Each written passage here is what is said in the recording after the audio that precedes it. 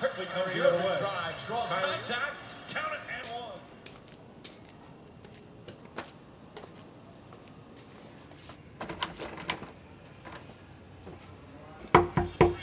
Allen?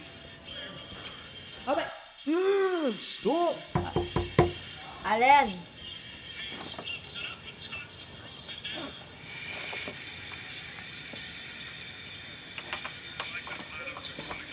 J.R. Smith fakes, throws it back to Jefferson, into James.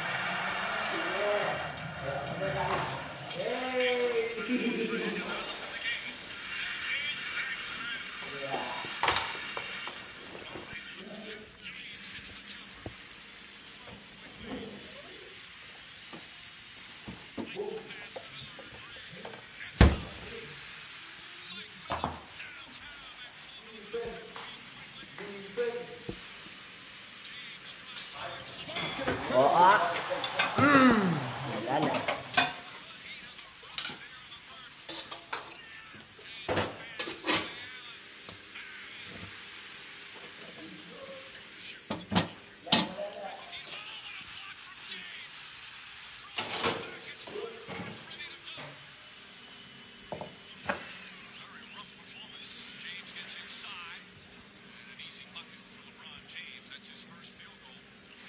Pwede pa ginamit TV.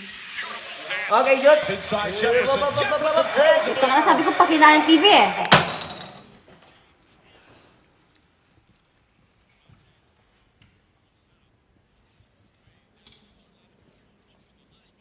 Masaya ka ba ba?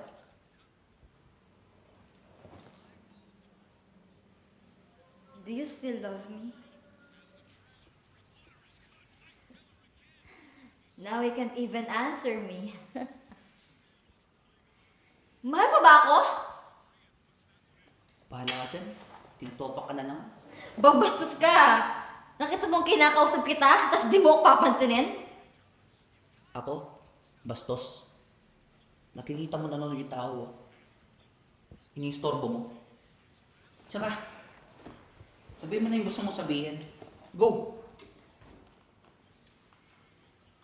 Pagod na ako. Abay, putang ina. E di magpahinga ka. Umiga ka. Bakit? Kapag ba inaway mo ko, mawawala yung pagod mo. Ha? Mawawala. Ako, tigil-tigil ako sa nangarap kagamaan. Nihirata ako sa'yo.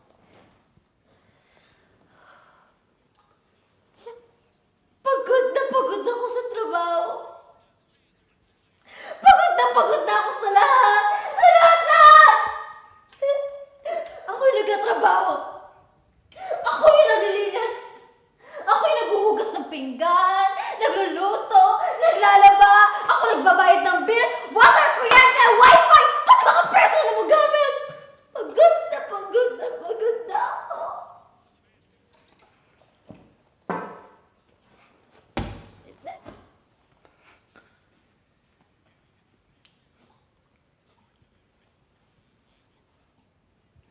Pagod ka na sa akin. Ikaw lahat. Baka nakakalimutan mo. Ako yung hindi nag-aral. At lagi mong pinapas sa utak ko na alam mo lahat. Pagod sa trabaho. Akala mo, hindi ko alam. Na masayang masaya kayo ni Jared sa office.